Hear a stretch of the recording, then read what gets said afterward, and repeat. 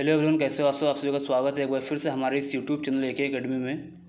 मेरा नाम Anas Khan and I am the student of BSc nursing second semester eight government medical college Banda. तो जैसे कि आपको पता है कि आपका जो एग्ज़ाम है वो 21 मई को है और ज़्यादा समय अब आपके एग्ज़ाम में बचा नहीं है। ठीक है, 21 मई को आपको एग्ज़ाम है। अगर आपका सिलेबस अभी तक कंप्लीट नहीं हुआ है तो जल्दी से जल्दी आप अपना सिलेबस को कंप्लीट कर लें, क्योंकि एग्ज़ाम से पहले क्या है कि आपको मल्टीपल टाइम्स रिवीजन करना है और बहुत सारे क्वेश्चंस, नंबर ऑफ़ क्वेश्चंस यहाँ पे प्रैक्टिस करने हैं। तो जैसे कि यहाँ पर अब आप देख सकते हैं कि आज जो सीरीज़ है ये, इसमें हम बहुत सारे ऐसे क्वेश्चंस लेके आए हैं, मतलब अपने एक्सपीरियंस के बेस पे। ठीक है, एक हम प्रैक्टिस सेट लेके आए हैं, या आप इसको कह सकते हैं कि आपका टेस्ट होने वाला है आज। टेस्ट नंबर 1 है ये, और ये जो होगा वो बायोलॉजी का टेस्ट है। ठीक है, इसमें हम जो है 24 क्वेश्चंस लेके आए हैं। ऐसे क्वेश्चन जैसे कि आपका पेपर डिज़ाइन होता है ना, उसी टाइप के क्वेश्चंस यहाँ पर हम एकदम डिज़ाइन करके लेके आए हैं आपके लिए। क्योंकि यहाँ पर जो है हर चैप्टर से, ठीक है, बायोलॉजी के जितने भी चैप्टर्स हैं, 11th हो या 12th का हो, दोनों मतलब क्लास से जो 11th एंड 12th है, तो जितने भी चैप्टर्स हैं हर चैप्टर से यहाँ पर मैंने क्वेश्चंस उठाए हैं। और हर चैप्टर से वो क्वेश्चंस यहाँ पर मैंने उठाए हैं जो बहुत ज़्यादा इंपॉर्टेंट है, आपके एग्ज़ाम में आ सकते हैं। तो यहाँ पर क्या करना है, 24 क्वेश्चन है, तो यहाँ पर 24 क्वेश्चन मैं यहाँ पर सॉल्व कराऊँगा और आपको जो है कमेंट करना है कि आपके कितने उसमें से सही थे। ठीक है, आपको क्या करना है, जैसे ही मैं क्वेश्चंस यहाँ पर स्लाइड आएगी आपके सामने, उसको पहले पॉज कर लेना। ठीक है, पहले खुद से सॉल्व करना है, उसके बाद आपको आंसर देखना है। ठीक है, तो इससे क्या होगा कि आपका एक टेस्ट भी हो जाएगा और यहाँ पे आपको पता चल जाएगा कि हमें कितना आता है, कितना नहीं आता है और कितना मैंने प्रैक्टिस किया है अभी तक। ठीक है, तो ये जो सीरीज़ है आज की, ये वीडियो आपके लिए बहुत ज़्यादा हेल्पफुल होने वाली है। और जो ये क्वेश्चंस होगा उसको अगर आपको डाउनलोड करना है तो आप हमारे टेलीग्राम को ज्वाइन कर सकते हैं, डिस्क्रिप्शन में लिंक है, वहाँ से इस क्वेश्चंस को फिर से आप डाउनलोड कर सकते हैं। चलिए वीडियो को भी स्टार्ट करते हैं। तो यहाँ पर जो पहला क्वेश्चन आप देखिएगा, यहाँ पर आपको क्या करना है, पहले पॉज करना है, पॉज करके खुद से सॉल्व करना है, उसके बाद आपको आंसर देखना है। तो यहाँ पर जो पहला क्वेश्चन कह रहा है कि dissolution of synaptonemal complex acre during, जो हमारा जो सिनेप्टोनिमल कॉम्प्लेक्स बनता है उसका डिसोल्यूशन कहाँ पे होता है। ये जो फेस है यहाँ पर वो पूरे फेस के अंदर आते हैं। ठीक है सब। तो जो पहला ऑप्शन है diakinesis, leptotene and pachytene and diplotene. तो यहाँ पर जो फोर्थ ऑप्शन होगा, डिप्लोटीन के अंदर हमारा डिसोल्यूशन होता है सिनेप्टोनिमल कॉम्प्लेक्स का।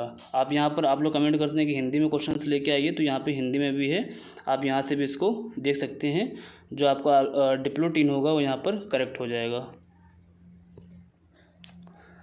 उसके बाद करेंगे क्वेश्चन नंबर 2 की। यहाँ पर कह रहा है कि in the C4 plants mesophyll cells, तो जो C4 प्लांट्स होता है उसके कैरेक्टरिस्टिक्स यहाँ पर दी गई हैं कि जो मेसोफिल सेल्स होते हैं उसके अंदर क्या होता है। ठीक है, पहला ऑप्शन है लैक पेप्केज एंजाइम। दूसरा ऑप्शन यहाँ पर देखिए, कह रहा है कि are the site of Calvin cycle, lack RuBisCO enzyme and are impervious to gaseous exchange. तो यहाँ पर जो आपको ऑप्शन नंबर 3 है देखिएगा, कह रहा है कि लैक रुबिस्को एंजाइम। तो जो आपको C4 प्लांट के अंदर जो मेसोफिल सेल्स होते हैं उसके अंदर रुबिस्को एंजाइम नहीं होता है। ठीक है, तो जो ऑप्शन नंबर 3 होगा, ठीक है, रुबिस्को एंजाइम की कमी होती है, ये इसका करेक्ट ऑप्शन हो जाएगा। उसको क्वेश्चन नंबर 3 यहाँ पर कह रहा है कि zygomorphic flowers are seen in, जो हमारा जाइगोमॉर्फिक फ्लावर्स होते हैं वो किस में देखने को मिलता है। ठीक है, फूल इनमें से देखे जाते हैं। तो पहला है मस्टर्ड, ठीक है, कैना, बीन एंड चिली, मतलब मिर्च, सरसों, कैना, बीन एंड मिर्च। तो जो आपको यहाँ पर बीन होता है, ठीक है, बीन जो होता है वो किसका एग्जाम्पल है, जाइगोमॉर्फिक फ्लावर्स का एग्जाम्पल होता है। तो ऑप्शन नंबर 3 जो होगा यहाँ पर करेक्ट हो जाएगा। उसके बाद क्वेश्चन नंबर 4 यहाँ पर कह रहा है कि डाउन सिंड्रोम, ठीक है, down syndrome result in the gain of extra copy of chromosome. जो हमारा डाउन सिंड्रोम होता है वो कौन से क्रोमोसोम की एक्स्ट्रा कॉपी हो जाती है तब डाउन सिंड्रोम देखने को मिलता है। तो यहाँ पर पहला ऑप्शन है 14, 16, 21 एंड 11। तो जो 21 होता है, ठीक, क्रोमोसोम नंबर 21 की जो एक्स्ट्रा कॉपी बन जाती है उससे क्या होता है, डाउन सिंड्रोम हो जाता है। ठीक है, तो ऑप्शन नंबर C जो होगा वो यहाँ पर करेक्ट हो जाएगा। तो जैसे कि यहाँ पर आप देख सकते हैं कि मैंने हर चैप्टर से उठाए हैं, वेटेज के हिसाब से मैंने यहाँ पे क्वेश्चंस उठाए। जैसे कि बायोटेक्नोलॉजी जो होती है वहाँ से आपको क्वेश्चंस ज़्यादा आते हैं, जेनेटिक्स से भी नंबर ऑफ़ क्वेश्चंस ज़्यादा आते हैं। तो मैंने जो है number of questions chapter wise ज़्यादा उठाए हैं जहाँ से वेटेज आपका ज़्यादा बनता है। उसके बाद करते हैं यहाँ पर नेक्स्ट क्वेश्चन की। क्वेश्चन नंबर 5 यहाँ पर कह रहा है कि in DNA fingerprinting the detection of hybridized DNA fragments is done by. कह रहा है कि डीएनए फिंगरप्रिंटिंग में संकरित डीएनए टुकड़ों का पता लगाने के लिए निम्न का उपयोग किया जाता है। तो पहला ऑप्शन है electrophoresis, autoradiography, blotting test या फिर रेस्ट्रिक्शन इंडोन्यूक्लियस, ठीक, जिसको हम आरई कहते हैं। तो जो ऑटो रेडियोग्राफी होता है उसका यूज़ हम करते हैं, ठीक है। तो जो ऑप्शन नंबर 2 है वो यहाँ पर करेक्ट हो जाएगा, ठीक है। बाकी आप जो है पॉज करके पहले आपको सॉल्व करना है, उसके बाद यहाँ पर आपको आंसर देखने हैं, ठीक है। उसके बाद क्वेश्चन नंबर 6 यहाँ पे कह रहा है कि in DNA molecule adenine forms, यहाँ पर बताना है hydrogen bonds with thymine form opposite strands.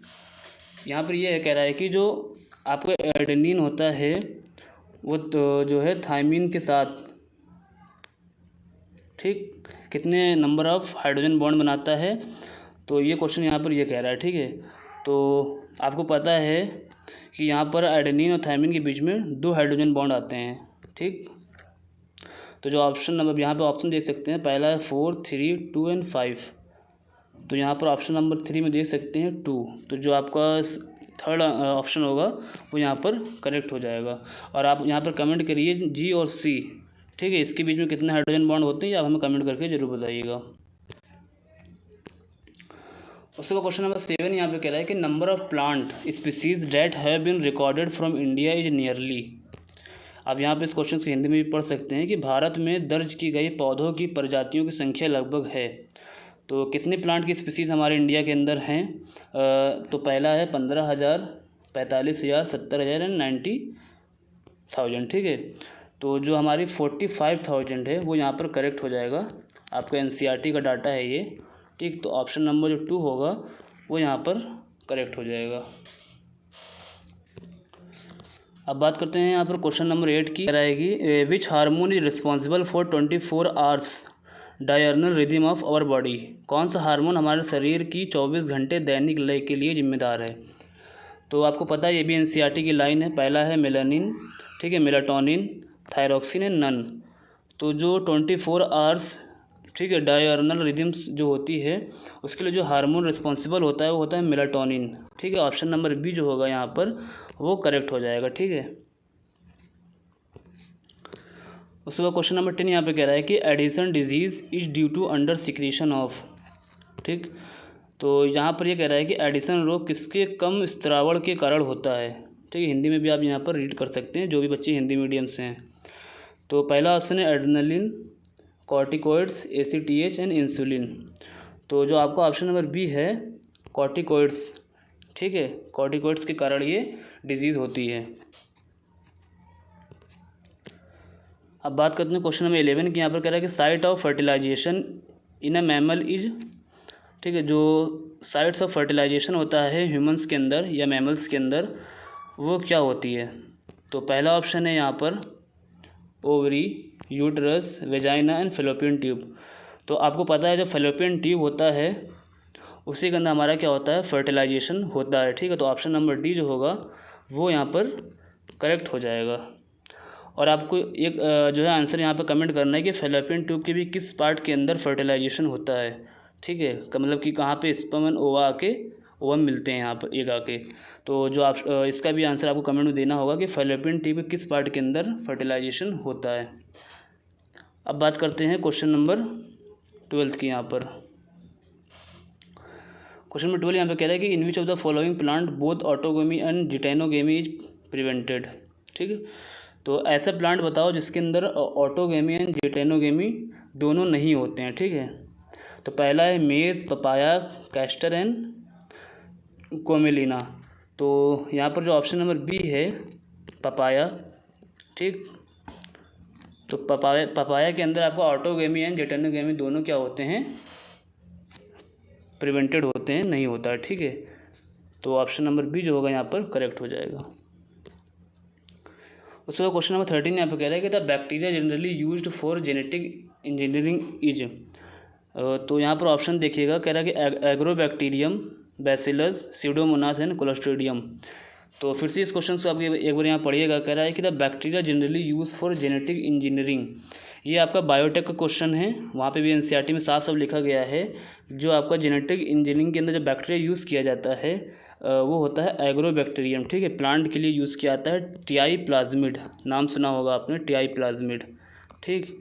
तो ये किसके लिए यूज़ करते हैं? प्लांट के लिए। एनिमल का दूसरा होता है, वो आप हमें कमेंट करके बताइएगा, ठीक है।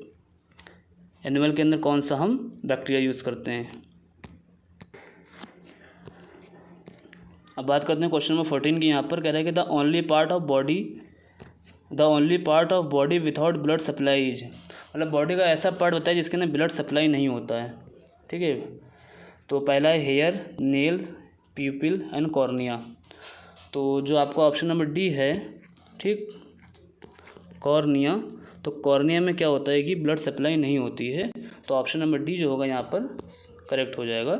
बाकी आप हिंदी में भी यहाँ पर पढ़ लीजिएगा।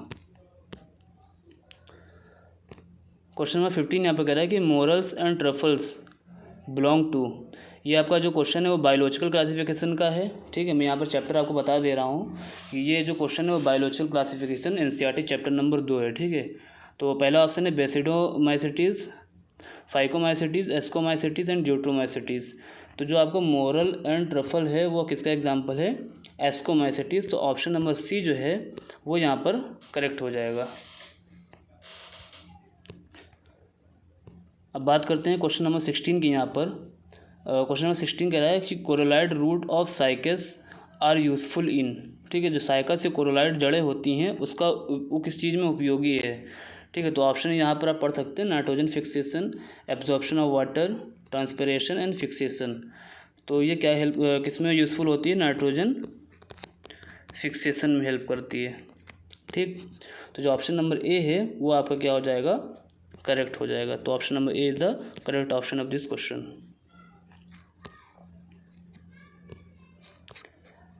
अब बात करते हैं क्वेश्चन नंबर 17 की। यहाँ पर तो क्वेश्चन नंबर 17 यहाँ पर देखिएगा, कह रहा है कि systematic circulation of oxygenated blood start from.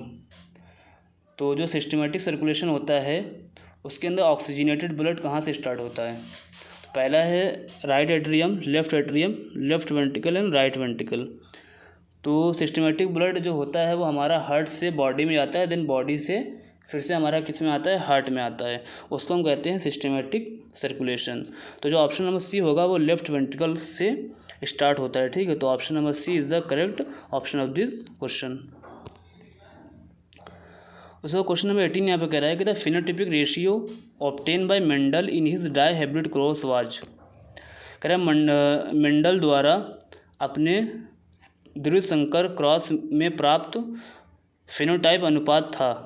तो यहाँ पे हिंदी में आप पढ़ लीजिएगा, ठीक है। हिंदी थोड़ा पढ़ने में दिक्कत हो रहा है। The phenotypic ratio obtain by Mendel in his dihybrid cross was. तो जो डाई हाइब्रिड क्रॉस थी मेंडल का, फिनोटिपिक देखिए जो हमारा इनका जो फिनोटिपिक रेशियो था वो एक था मोनो, एक था डाई हाइब्रिड। तो मोनो का जो इनका था रेशियो वो था आपका 3:1 एंड डाई हाइब्रिड यहाँ पे पूछा गया है। डाई हाइब्रिड क्रॉस के अंदर जो रेशियो निकल के आया था फिनोटिपिक वो था 9:3:1, ठीक है। ये था इनका डाई हाइब्रिड क्रॉस का, ठीक है, फिनोटिपिक रेशियो। तो ऑप्शन नंबर सी यहाँ पर देखेगा तो सी ऑप्शन जो होगा यहाँ पर करेक्ट हो जाएगा। अगर आपसे मोनो पूछेगा तो 3:1 हो जाएगा, ठीक है। तो अब बात करते हैं नेक्स्ट क्वेश्चन की। यहाँ पर क्वेश्चन नंबर यहाँ पर 19 कह रहा है कि correct order of mitotic division is. यहाँ क्या कर रहा है? माइटोटिक विभाजन का सही क्रम क्या है? तो आपने ये पढ़ा होगा, सेल डिवीज़न का ये क्वेश्चन है यहाँ पर, ठीक है। जो सेल यूनिट है उसका दूसरा चैप्टर है ये। पहला है मेटाफेज, एनाफेज, प्रोफेज, टीलोफेज। तो देखिए यहाँ पर जो आपका होता है वो सबसे पहले आता है प्रोफेज। प्रोफेज के बाद आता है आपका metaphase, then anaphase and then telophase. तो यहाँ पर देखिएगा प्रोफेज, मेटाफेज, एनाफेज, टीलोफेज। तो आपको जो ऑप्शन नंबर बी है यहाँ पर करेक्ट हो जाएगा, prophase, metaphase, then anaphase and then telophase. तो ऑप्शन नंबर बी जो होगा यहाँ पर करेक्ट हो जाएगा। तो जैसा कि यहाँ पर आप देख सकते हैं कि हमने हर चैप्टर से जो है यहाँ पर क्वेश्चंस उठाए हैं वेटेज के हिसाब से। जैसे कि आपका बायोटेक और जेनेटिक्स से क्वेश्चन ज़्यादा आते हैं तो वहाँ से मैंने नंबर ऑफ क्वेश्चन ज़्यादा लिए हैं। फिर यहाँ पर आप देखिएगा ये आपका जो है सर्कुलेशन का क्वेश्चन है। यहाँ पर कह रहा है a granulocyte responsible for immune response of the body are. देखिए जो ए ग्रेनुलोसाइट्स होते हैं, ठीक, वो दो होते हैं, ठीक है। तो एक होता है मोनोफिल्स एंड दूसरा होता है लिम्फोसाइट्स। तो यहाँ पर जो ऑप्शन जाएगा वो लिम्फोसाइट जाएगा, ठीक है। बाकी ये सब क्या हैं, ग्रेनुलोसाइट्स हैं। तो ऑप्शन नंबर डी जो होगा यहाँ पर करेक्ट हो जाएगा आपका, ठीक है। अब बात करते हैं क्वेश्चन नंबर 21 की। क्वेश्चन नंबर 21 यहाँ पर कह रहा है कि ईएमपी के अंत में बनता है, कितने एटीपी बनते हैं जो है ईएमपी पाथवे के अंदर, कितने एटीपी जो है यहाँ पर प्रोड्यूस होते हैं, ठीक है। तो इस क्वेश्चन को यहाँ पर क्या आंसर होगा, यहाँ पर कह रहा है कि 6 ATP, 8 ATP and 38 ATP and 10 ATP। तो जो आपका जो ईएमपी जो साइकिल होती है, जिसका दूसरा नाम होता है ग्लाइकोलिसिस, ठीक। ग्लाइकोलिसिस जो होता है आपका, जो आपका सबसे पहला चार्ट बना हुआ है, तो उसके अंदर कितने ATP प्रोड्यूस होते हैं, ठीक है। ईएमपी का जो दूसरा नाम है वो ग्लाइकोलिसिस, ठीक है, साइकिल का नाम होता है। तो उसके अंदर क्या होता है कि आपका 8 ATP जो होता है वहाँ से प्रोड्यूस होता है ग्लाइकोलिसिस साइकिल से, ठीक है। 8 ATP का प्रोडक्शन होता है। तो आपको ऑप्शन नंबर बी जो है यहाँ पर करेक्ट हो जाएगा। अब बात करते हैं क्वेश्चन नंबर 22 की। यहाँ पर कह रहे हैं one of the first gibberellins to discover and most intensively studied form is, ठीक है। तो इस क्वेश्चन में ये कह रहा है कि one of the first gibberellins, मतलब कौन सा सबसे पहले जो हम जैसे कि आप पढ़ते हैं GA1, GA2, GA3, GA4। तो इस क्वेश्चन में ये कह रहा है कि सबसे फर्स्ट जो था वो कौन डिस्कवर हुआ था इसके अंदर से, ठीक है। जो हमारे जिबरलिन्स होते हैं वो सबसे पहले किसकी स्टडी हुई थी। तो आपको लगेगा GA1, क्योंकि ये पहला लिखा हुआ था। ऐसा नहीं है, जो आपका GA3 होता है उसकी डिस्कवरी पहले हुई थी। तो ऑप्शन नंबर 3 जो होगा यहाँ पर करेक्ट हो जाएगा। यहाँ लिखा है सबसे पहले खोजे जाने वाले और सबसे गहनता से अध्ययन किए जाने वाले जिबरेलिन में से एक है, जिबरेलिन में से एक है। तो ऑप्शन नंबर 3 यहाँ पर करेक्ट हो जाएगा। अब बात करते हैं क्वेश्चन नंबर 23 की। यहाँ पर तो क्वेश्चन नंबर 23 ये कह रहा है कि dense irregular connective tissue is present in. जो हमारा डेंस इरेगुलर कनेक्टिव टिश्यू होता है वो किसमें पाया जाता है। पहला है skin, tendon, ligament and outer air joints. तो इरेगुलर कनेक्टिव टिश्यू है तो वो आपका स्किन के अंदर पाया जाता है, त्वचा के अंदर। तो ऑप्शन नंबर ए जो होगा, फर्स्ट जो होगा वो यहाँ पर करेक्ट हो जाएगा। उसके बाद यहाँ पर जो लास्ट क्वेश्चन है इस सीरीज़ का, यहाँ पर आप देखिए कह रहा है कि Gregor Mendel conducted hybridization experiment for. तो यहाँ पर ये क्वेश्चन ये कह रहा है कि जो ग्रेगर मेंडल ने संकरण प्रयोगों का कितने साल तक किया था। तो जो मेंडल का एक्सपेरिमेंट था वो कितने साल तक किया था। तो आपको याद हो एनसीईआरटी में ईयर लिखा हुआ है कि 1856 से 1863 तक ये एक्सपेरिमेंट मेंडल ने किया था। तो टोटल जो लगे थे वो 7 ईयर्स लगे थे, ठीक है। तो जो ऑप्शन नंबर डी है वो जाएगा 7 ईयर्स, ठीक है। तो ये था क्वेश्चंस, जो कितने सही किए हैं आपने, कितने गलत किए हैं, जो आप ईमानदारी से कमेंट करके बताइएगा। क्योंकि यहाँ पर हमको लगता है ना कि 24 क्वेश्चंस नहीं है, सिर्फ 23 ही क्वेश्चंस हैं। क्योंकि वहाँ पे क्या था, नंबरिंग थोड़ी सी गलत हो गई थी, तो हमको लगा कि 24 क्वेश्चंस में लेके आया हूँ। तो कोई बात नहीं, 23 ही क्वेश्चंस जो हैं वो थे। तो आपको कमेंट करना है कि 23 में से, ठीक है, आपके कितने सही हैं, ठीक है। एकदम ईमानदारी से कमेंट करना है। और भी जो और सब्जेक्ट बचे हुए हैं जैसे कि फिजिक्स, केमिस्ट्री, नर्सिंग एप्टीट्यूड और इंग्लिश, इसके भी जो टेस्ट है वो मैं अगली वीडियोस में लेके आऊँगा। और ये वीडियो कैसी थी आपके लिए, अगर हेल्पफुल थी, क्वेश्चंस कैसे थे, कमेंट करके ज़रूर बताइएगा। इसलिए जिससे आपने कमेंट किया था कि सर हिंदी मीडियम में भी लेके आइए, तो मैंने सारे क्वेश्चंस को हिंदी में भी यहाँ पर लेके आया था। और जो इसका जो क्वेश्चंस की जो PDF है वो आपको टेलीग्राम पे मिल जाएगी, वहाँ से इसको आप डाउनलोड कर सकते हैं। और जो भी डाउट्स हैं वो आप हमें कमेंट करिएगा और हमारे चैनल को सब्सक्राइब कर लीजिएगा। ओके, पढ़ते रहिए।